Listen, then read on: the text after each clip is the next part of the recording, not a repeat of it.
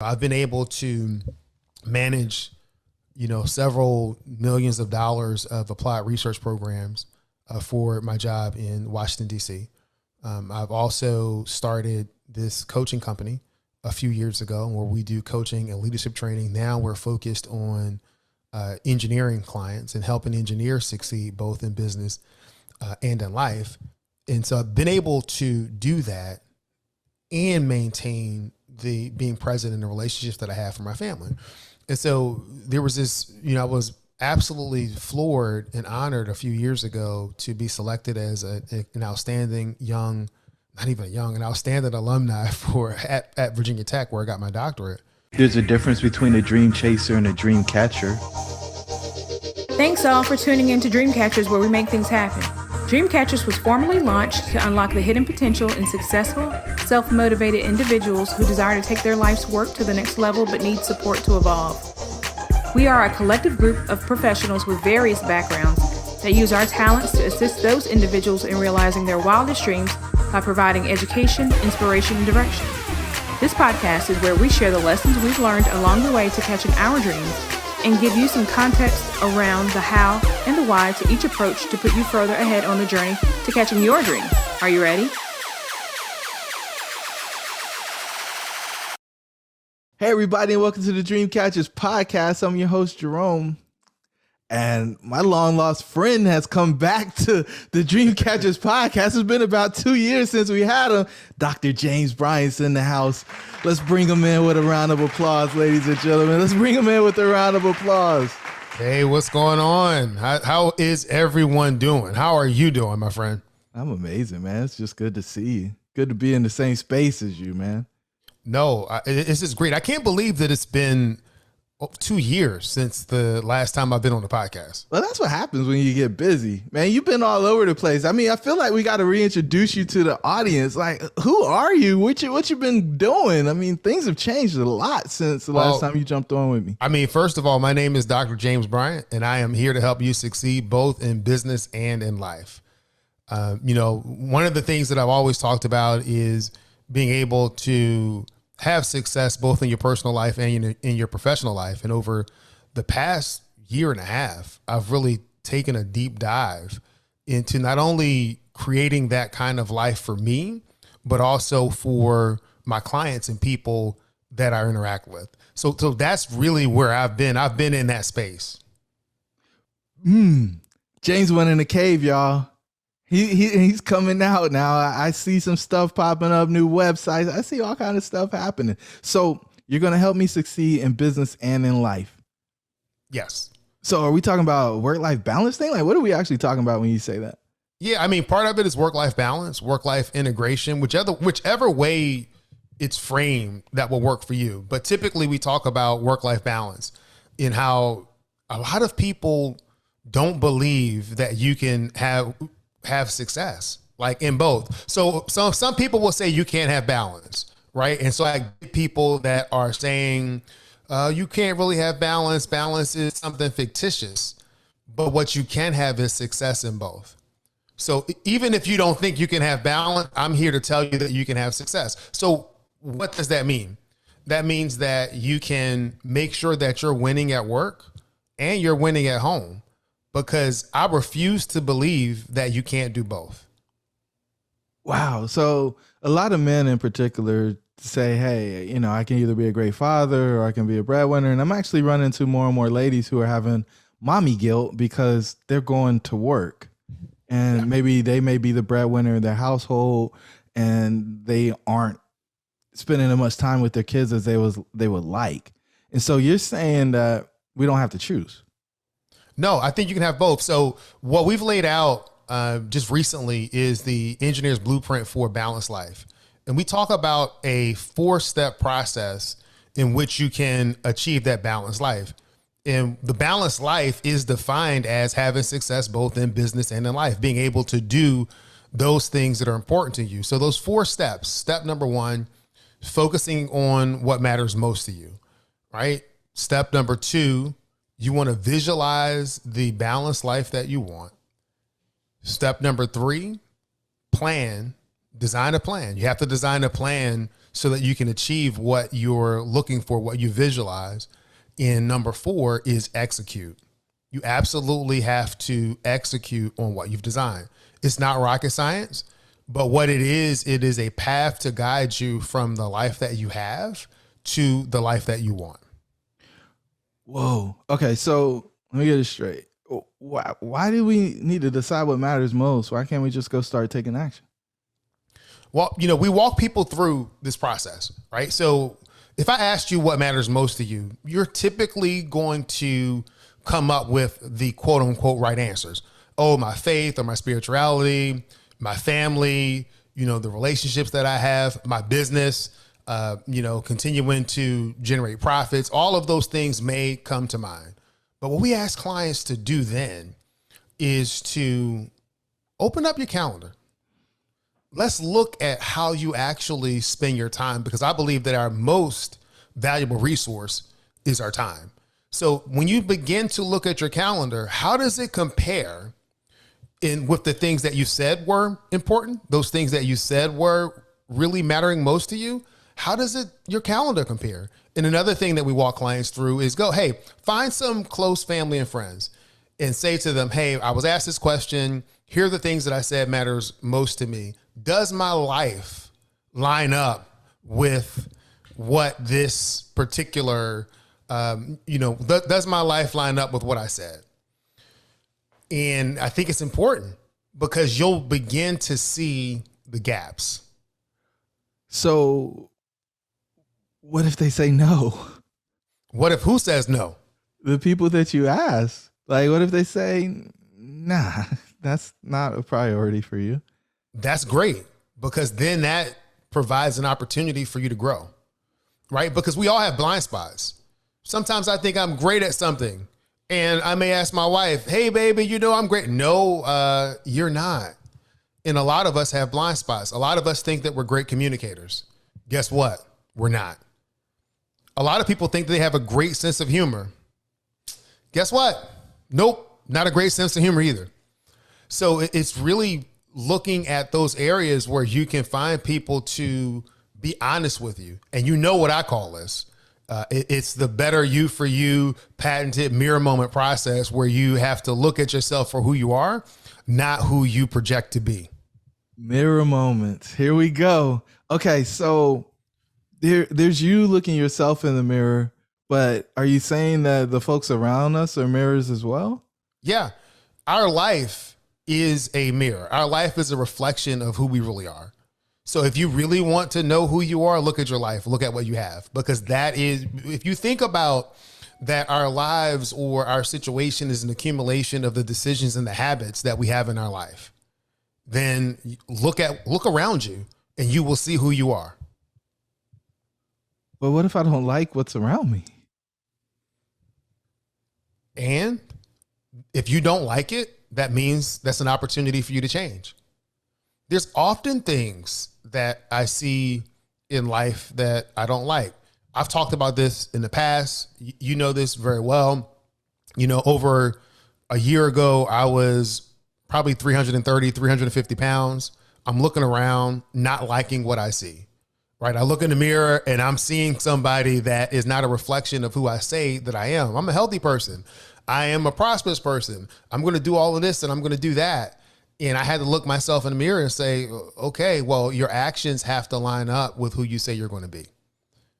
And that was a hard call for me, but I've continued to do that. I've continued to look at myself. I've continued to embody those habits, getting up in the morning, working out, looking at what I'm eating so that I can be the healthy person that I visualize myself being. But that sounds like hard work, man. Isn't there an easy button? Like, isn't there a done for you solution where I could just write a check and it all gets better? No, there is no done for you solution. The solution is you got to get to work. But here, a lot of people struggle with this. So many people know what to do. Fewer people know how to do it. And then there's a select few that actually do it. And so what we work with our clients through is getting to that point of being that select few where they can actually execute on the plans that they have. The plans aren't rocket science, right? We all know what to do. If you want to improve in an area, you continue to practice in that area. You continue to develop yourself in that area. And as you're putting those hours in, as you're putting that time in, you begin to improve. You know what to do. But a lot of people need support in the how and execution. Wow. Okay. But before we get to the how, before we get to the execution, we got to visualize. Why is that part important? Man, to me, seeing is believing. So in that first step, you've identified the gaps. You've said that, hey, this is who I want to be. This is the life that I want, but this is the life that I have. And something's not lining up. So you begin to visualize yourself succeeding at the life that you want, right? You visualize. So in the engineer's blueprint for a balanced life, you're looking at a person who may be visualizing they're able to spend more time with their family. They're visualizing family vacations. They're visualizing getting the promotion at work or the bonus at work and being able to go on family vacations where they can be fully present with their family, not checking their email, not thinking about work, but fully present in the moment with their family. And you begin to visualize that. That becomes the picture of that balanced life. And the thing is that there's no one size fits all for success. There's no one size fits all for work-life balance. There's no one size fits all for what we describe as a balanced life. But you have to define what success is for you. And part of visualizing that is you define success and then you visualize yourself having the balanced life that you want. Okay, so that sounds super woo-woo. Like, what qualifies you to talk about this, man? Is your brother a shaman or something? Like, where whatever, did this stuff man.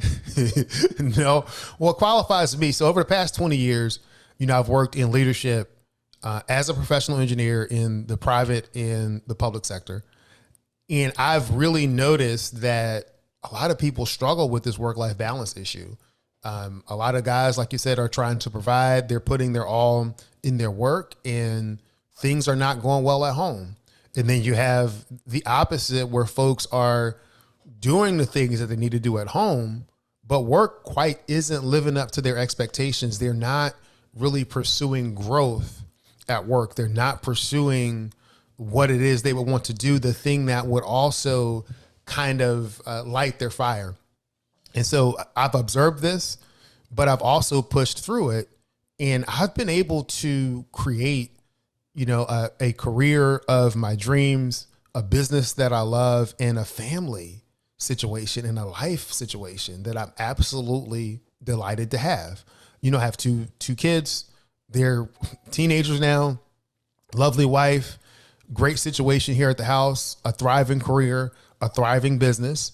And I just absolutely believe that you can have it all. Now, it's not going to be easy. There are going to be sacrifices. Have there been things that I've sacrificed along the way in order to be available for my family, to be able to be here, to be present, to take my kids to the doctor's appointments, to take them to piano lessons, to make sure that I'm able to travel internationally for work or to travel internationally or do things for coaching sessions? Absolutely. There are always sacrifices that need to be made. But what I'm saying is that you can structure your life so that you can have success both professionally and personally. You don't have to choose. Okay. All right. So you're telling me I don't have to choose, right? But everybody that I'm competing with is doing 80 hours a week. They miss all the recitals. They miss the games. They're letting their business run their life instead of their life run their business, right? So I'm just going to be the odd man out and just go do whatever. Like, how do you get to a place where people actually respect your schedule outside of work? Well, first you have to respect your own schedule. Number one, if you respect your own schedule, people will begin to respect your schedule. So if you show up on time, do what you're supposed to do from a work perspective, and when you have those family gatherings, those outings, those recitals, those things that really mean a lot to you, put it on your calendar. Don't be shy. Put it on your calendar. Let everybody know this is what you're doing. This is who you are. As you do what you're supposed to do, what I found, at least in my life, is that things begin to conform to the schedule that I have in place. Okay. All right. So I'm going to take some liberty here and assume that you've walked down the engineer blueprint, this 4-step process you got here, where you figure out what matters most, you visualize, you plan, and then you execute. Is that true? Yeah, that's true. Okay. Absolutely. All right. The blueprint's based on my life. Okay. So tell me about prioritization. What are your priorities, and how did you figure out they were your priorities? Ooh, part of prioritization for me is thinking about that first step in the blueprint, what matters most. And then making sure that that what matters to me lines up in my schedule. So if you were to look at my schedule, you would see, very first thing in the morning, I'm getting up, I'm having some time in meditation, some time reading the Bible, really working on my inner person from a spiritual perspective. Then you would see a time for working out. I go work out, come back. The next thing you'll see is taking the kids to their summer programs or taking the kids to school. There'll be some focus on, learning from a coaching perspective or some coaching sessions. Then you'll see some things from my day job on the calendar. And then you would see the afternoon. Let's go pick up the kids, do some kids' family activities. Let's have family dinner, spend some time with my wife, come back, do some more learning or activities that are really trying to prepare me for that next day. And then I'm going to sleep and I'm getting up and I'm going to start all over again the next day. And that's really clean. What about all the other stuff like friends and I don't know, eating out? What about all the TV? What about all that stuff? Well, those things have their place. There are times in the schedule that I'll make an appointment for my friends, right? I'll block off some time to say, this is going to be the time that I'm going to talk and do such and such. You asked me earlier, how do you get other people to respect your schedule? You have to respect it yourself. And it doesn't mean that you're time blocking to the point where you don't have time to spend with other people or relationships, but you have to be true to what your priorities are. And so if your priorities for next week is, I could say next week, I really want to make sure that I spend some time connecting or reconnecting with friends and friendships. Guess what? I'm going to put that in my calendar and I'm going to schedule that, because at that time, that becomes part of my priorities. One of the things that we tend to do is that we say that this is my priority and it's going to stay there through the end of time. That's not true. Our priorities do change. Things are fluid. When we get to the point where we're thinking that things aren't fluid, that's one of the biggest mistakes that we can make. Oh, okay. So oftentimes I talk to people and they're trying to live out the life that they created for themselves, or they visualized for themselves when they were 8 or 10 years old, and they're, in their 30s, 40s, or 50s. And so you're saying that today my priorities could be different than they were 6 months ago or a week ago. Yes, absolutely. I mean, I look at myself, and the priorities that I had, let's say 10 years ago, are different than what I have right now. 10 years ago, I didn't have a business. Now I have a business. Part of my priority is growing my skills and growing my business. Those things didn't exist in my calendar before. And if you go from month to month and week to week, but let's go from month to month. Let's say, this month it's really about getting the website up, the new website up, and that's functioning. That's been a priority for me. And then working on the engineer's blueprint for a balanced life. That's been a priority for me. My next shift in terms of priorities is going to be doing some advertisements and getting the group coaching cohort that I'm planning on launching in September ready. So those things become priorities. And so it's not going to be, hey, let's tidy up the website. Let's make sure that everything checks out. It's going to be, how can we continue to enlighten people to let them know that they can have success both in business and in life, and being able to craft that message so that they can hear it and then join the group, right? You want to join the group, join your tribe so that we can grow fast together. Okay. So when we set priorities, I guess it changes the way we allocate our time resource and probably our money as well. And you're saying we may need to join a different peer group? Yeah. Yeah, absolutely. You may need to join a different peer group. You know, one of the things that happens as you begin to grow is there are people in your life that will not grow, that are not growing with you. And some people will say, oh, you need to leave them behind. I tend to choose to look at it a slightly different way. That would be me. I tell them to leave them behind. You don't need them. Keep going. Yeah. And I understand it and I get that. But, you know, some people will have a sense of guilt about leaving people behind. And you'll hear them continually talk about, well, I don't want to leave them behind. I don't want to leave them behind. So what I tell my clients is that you're not leaving them behind, but what you are doing is allowing them to exercise their free choice to stay where they are. You're not leaving them. They're choosing to stay. And it's a subtle but slight difference in how we internalize that. I'm allowing you to do exactly what you want to do. I'm not judging you. I'm not saying, hey, you need to be like me. What I'm saying is that I'm moving forward and you're choosing to stay where you are, and that's okay. So I'm going over here. You can come if you want to, but the boat's leaving the station. Yeah, the boat's leaving. Because I set a new priority for myself. Yes.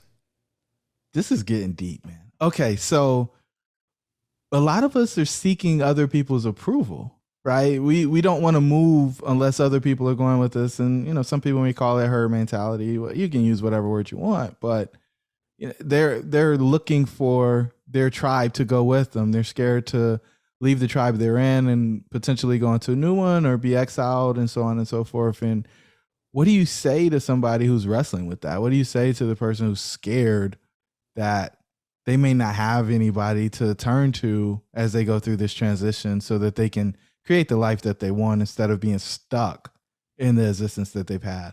What's up, tribe? It's your host, Jerome. I just want to let you know that we put together a free 15-point checklist for exiting the matrix. Jump on over to dreamshouldbereal.com in order to pick your free copy up. Let's get back to the show. That's a very good question. First, you know, I would tell you to accept it, right? Accept that you're struggling with this. Accept that you have some fear dealing with this issue, that you don't want to go it alone. But you also, you know, don't want to be uncomfortable, right? You want to feel the comfort of your peer group saying, yes, we're here to support you. Yes, we can move and we can go together. And if you don't have that, it can be uncomfortable. So number one, acknowledge it. Don't try to fight it. Don't say, well, this isn't me. No, acknowledge that's really how you feel. Now that you've acknowledged how you feel, it is uncomfortable. The question that you have to ask yourself is, how is that serving you? You know, if you stay where you are doing what you have been doing, will that get you where you want to go? That is the question. And if the answer to that question is no, then you have to really start thinking, okay, how am I going to get to where I want to go? And this is, to me, it's important. And we often kind of gloss over the whole process of developing a plan. You know, we think about, we're at point A, we want to get to point B. We can visualize being at point B, but there may be several steps that you need to take to prepare yourself for the person that you're going to be once you arrive at that point.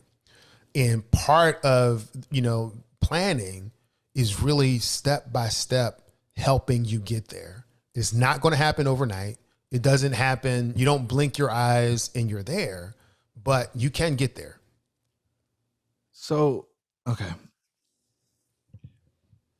The plan or the strategy is the how. And you said most people don't know how to get the thing done. So when does the person raise their hand and say, I need help with the how? Because, most folks who are high achievers, type A, they've already been successful. They're smart. They've figured out a ton of things. If they look to the left and the right, they're doing better than their peers more often than not. But that still doesn't mean that they're happy with the way that their life looks. So when do they have to kind of get rid of the ego, right? And say, hey, I need some support. I need some help. What I would say for that is if you look at the areas, whatever it is, professionally, personally, that are not living up to where you want them to be, I encourage you to approach those areas from a position of curiosity, not the position of the expert.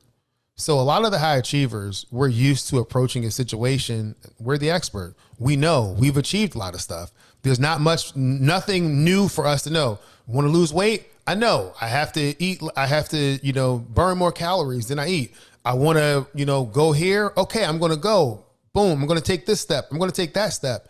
And when you approach everything from the position of the expert, you leave no room for you to actually grow into who you need to be. You have to approach it from a position of curiosity and explore those issues from a curious place and say, okay, here's an area in my life that's not living up to what my own expectations are. No matter how hard I've tried, I've done the things that I know to do, it hasn't turned out. What are some other ways that I can approach this situation? Are there some people that I can talk to that can help me think about this situation differently? Because it doesn't matter if they raise their hand or not.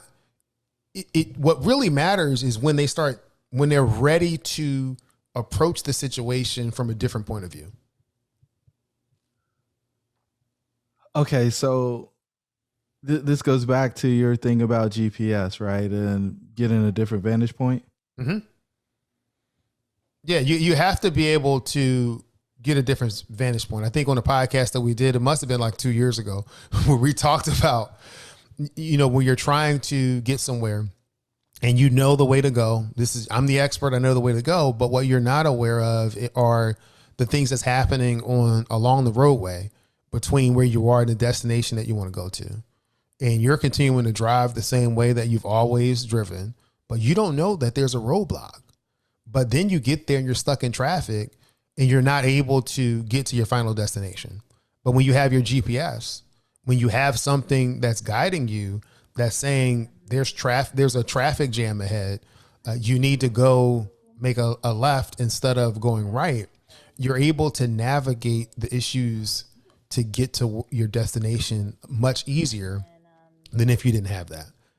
And, for us, we try to really position ourselves as being part of that GPS system, being part of that system that can help guide you from where you are to where you want to go. There are certain roadblocks that come up consistently with clients that are dealing with this balanced life issue, that are, clients that are dealing with most issues. There are certain roadblocks that repeatedly come up. One you mentioned earlier, I'm constantly comparing myself to my peers, but you don't know how your peers have defined success. Their definition of success may be different than yours. If your definition of success is being able to spend more time with your family, being able to have dinner with your significant other at a certain number of days a week, then let that be your success. Don't follow other people's definition of success because you don't know what they have going on in all of the different areas of their life. Whoa. Okay.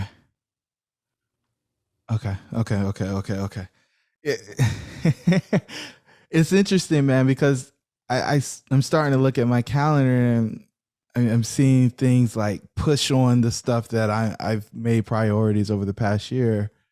And, I recently implemented a day of rest, which condenses the amount of time that I have to actually do the work. Mm-hmm. And, that's created additional pressure in a way that it's forcing me to prioritize even deeper and cut more things if I truly am not going to allow things to spill over. And the thought of you respecting your schedule allows other people, it sets the example for other people to follow, is one that really cuts deep, right? And, this family dinner thing and some of the other stuff where some people see it as frivolous and rigorous, others see it as ritual, right? Like there's this really high level of importance placed on it because of the experience that it creates for the people that are involved.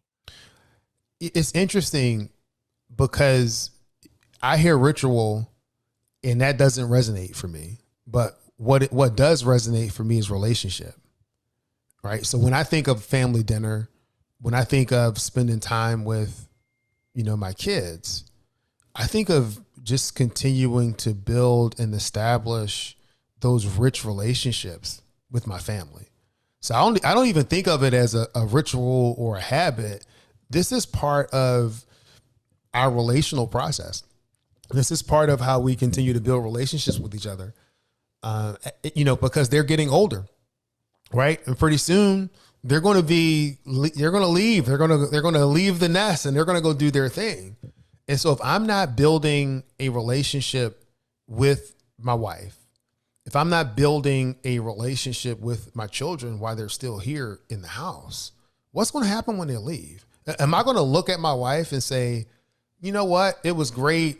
I've known you for over 20 something years, but I really don't know who you are anymore because I haven't been taking the time to invest in a relationship because I've been working? Or am I going to say, you know what, honey, the past 15 years were lost because I was doing a whole bunch of work and focused on earning money. Now I want to turn my attention to you. And that very well may be some people that are listening may find themselves, in that place. But what happens if at that time, your wife's attention is someplace else? It doesn't even have to be on somebody else, but just someplace else and not really interested in rekindling what you've allowed to slip away. Oh, so you're cutting them deep right now. Like with a scalpel, like a deep cut with a scalpel. No, I mean, if you find yourself in that situation, that doesn't mean that you are at a point of no return, right? So you have a couple of situations. You have people that are maybe young family, they're high earners, they're reaching their peak earning potential, they're go-getters, they're pursuing things. The question that you need to ask yourself is, how do you define success? Do you only define success by your professional pursuits? Or is there a place for your personal pursuits in there? And when I say personal, I mean your family, right? Or the you time, being able to develop you just for the sake of developing you, to get into that personal development, not necessarily to develop a work skill, but hey, let's say you become a better listener. Let's say you're working on active listening, or you're working on continuing to learn something new, a new language or music, those things that allow your brain to kind of walk in that creative space. Man. So the thing that I'm taking away from this is it's on you. Yeah, it is. I mean, it's always going to be an individual choice, which is when I come back and say, you don't have to choose between having success in your professional life over your personal life. You don't have to choose having a personal life over being successful from a professional perspective. I honestly believe that you can have both. Well, and this is where we started, right? Yeah. We started there. This is your life, right? The 4 steps comes from you walking down this path, right? Yep. You decided what was going to be important. And so I asked you the question, I shouldn't have stacked them. When did you set the priorities? You said, hey, they changed, but when did you decide that you weren't just going to be, a leader in engineering, but you were going to be a great father and have time to allocate to the boys? Man, that's a difficult one to answer because there are a lot of different layers. Looking back, I can see the different influences that even the experiences that I had with my father led me to approach being a parent a little bit differently. My dad was great. He was an entrepreneur. I didn't even recognize the fact that he was an entrepreneur till many, many years later. He worked as an auto body worker. He welded the panels on 18-wheeler trucks, and he also owned a small auto body shop. And we all worked at the shop. We were all going to the shop, and he was always working. He worked his day job, went to work in the evenings, and I always felt that he didn't have enough time to spend with me as a kid. Now, looking back, my dad spent a lot of time with us. It was great. I have nothing but respect for what he was able to do for our family. He passed in 1995, but I have nothing for great respect for the work ethic and things that he instilled, in me. I wouldn't be who I am if not him being, who he was. But what that did internalize for me is that I was going to make sure that I spent time with my family.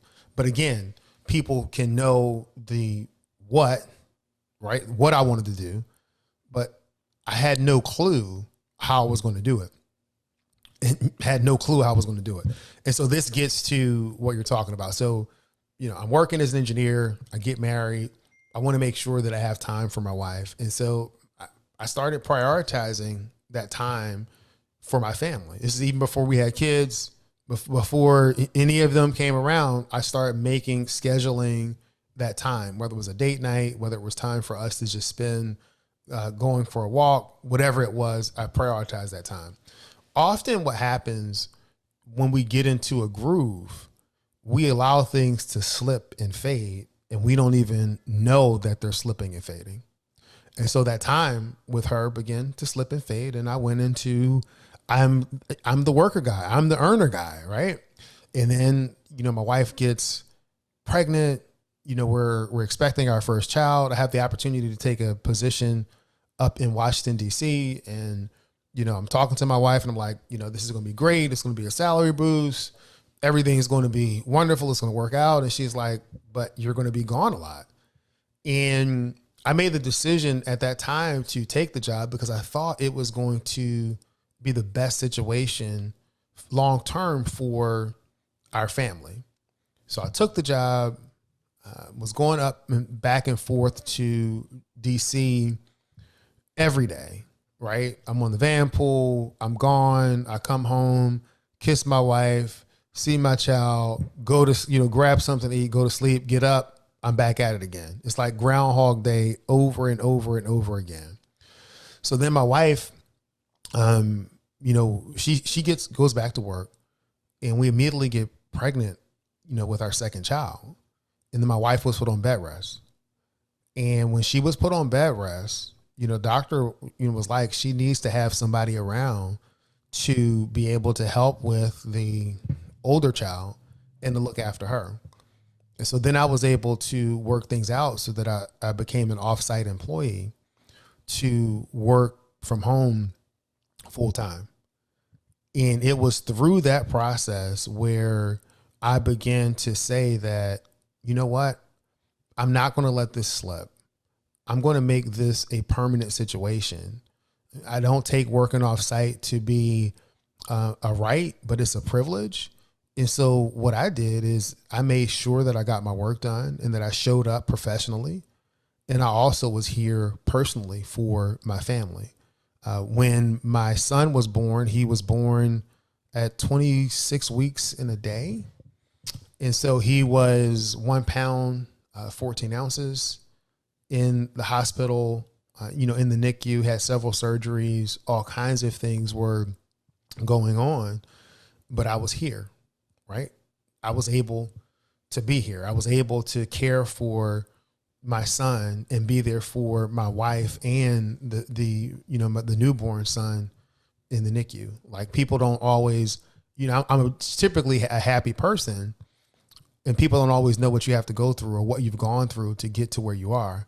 But that was part of that. And if I had to go to DC, sometimes we make arrangements. I'd go to DC for meetings and I would come back and do what I needed to do.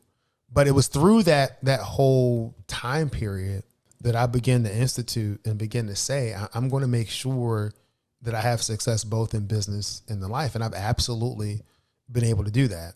Of course, now my son, both sons are great. The one that was in hospital, he's doing fine. He'll be 13 in September. He's living, he's thriving, and we're all able to do lots of family activities together because I'm here and I'm present. And I talk a lot about the family part, and I don't talk much about the work part. And it's not that the work part is not important, because it is. I've been able to manage, several millions of dollars of applied research programs for my job in Washington, D.C. I've also started this coaching company a few years ago where we do coaching and leadership training. Now we're focused on engineering clients and helping engineers succeed both in business and in life. And so I've been able to do that and maintain the being present in the relationships that I have for my family. And so there was this, I was absolutely floored and honored a few years ago to be selected as an outstanding an outstanding alumni at Virginia Tech, where I got my doctorate. And I remember, there, and I'm listening to all of the other people and the accolades that they're getting for the accomplishments that they've had throughout their careers. And, I'm there, and the person who is introducing me, he wasn't there when I was at Virginia Tech, but he made a lot of phone calls and talked to a lot of people who have known me throughout the years. And, he says, hey, you can look at the program and see, the accomplishments that James has had in running these research programs, the accomplishments that he's made to the area of transportation. But the one thing that was clear when I talked to everybody in almost every stage of his career has been that he is a family person and that his family means a lot to him. And so it's not something that I've necessarily tried to be overt in doing. I'm just living my life and being me. But you can be recognized for what you do professionally, and people still can see that you have a thriving personal life. All right. So there's somebody out there like, man, James, I don't believe this is real, but if it is, I need to find out more. Like, where do people go to catch up with you, hear about your journey, find out about any groups coming up? Like, what's the next step if somebody's like, you got what I need? The next step is, connecting with me, right? You can connect with me through my website, betteryouforyou.com. The link is going to be provided in the show notes, and you can also connect with me on LinkedIn. But let's connect and have a discussion.